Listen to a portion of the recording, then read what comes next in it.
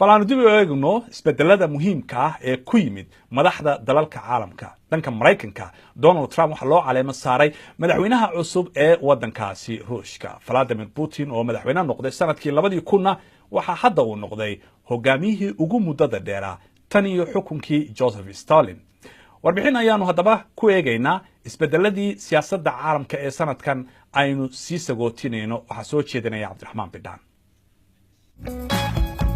iyadoo Hong Kong u dabaaldegaysay sanadkan sanad guradii 20aad ee markii Ingiriisku uu ku wareejiyay Shiinaha ayaa markii hore waxa la doortay haweeney inay noqoto hogaamiyaha dhulkaasi. Carrie Lam ayaa noqotay hogaamiyihii ugu horeeyay oo ay Shiinuhuna taageersan yihiin. Emmanuel Macron ayaa waxa uu noqday siyaasi isu keenay labada dhinac ee kala fog ee midigta iyo bidixda ee siyaasadda Faransiiska. waxa kale uu noqday madaxweynihii ugu da'da yaraa tan iyo markii laga soo gaadho ninkii la odhan jiray Napoleon Bonaparte.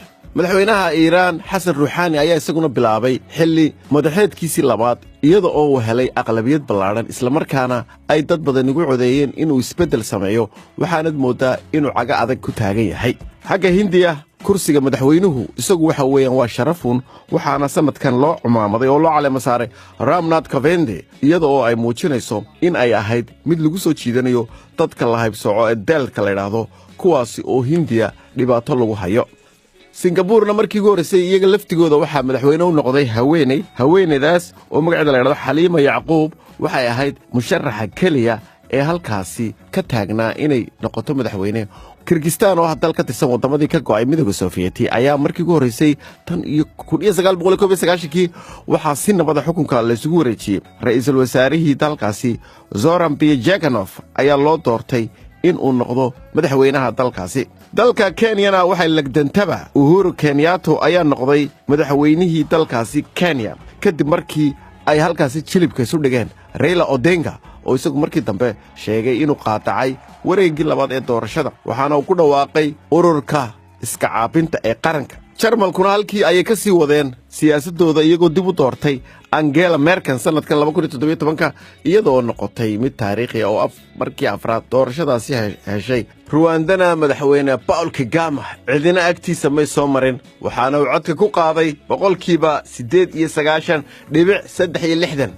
markaynu eegno madaxda caalamka waxaa jira qaar badan oo waqtigoodii uu soo koobmay oo saacaduhu ku soo yaraadeen, kuwaasi oo xukunka laga tuuray. waxaa ka mid ahaa madaxweynihii Kuuriyada Koonfureed President Park Geun-hye oo iyada maxkamad la saaray kadib markii lagu helay in ay wax isdabamarisay waxa musuqday.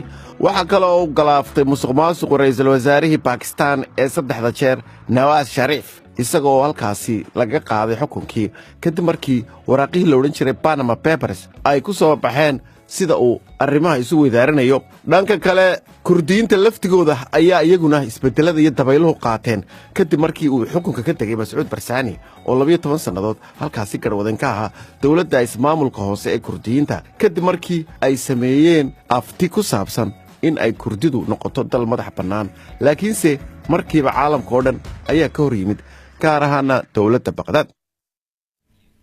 warbixinadaasi aanu caalamkan dib ugu eegayno sanadkan iyo kuwii ugu dambeeyba waxaad kala socon kartaa oo aad ka helaysaa bogayaga bbcsomali.com. inta ayaan kusoo gabagabeynayaa barnaamijkii caawa. waad ku mahadsan tihiin daawashadiina. intaanu mar kale berrito dib u kulmi doono waxaan leenahay habeen wanaagsan.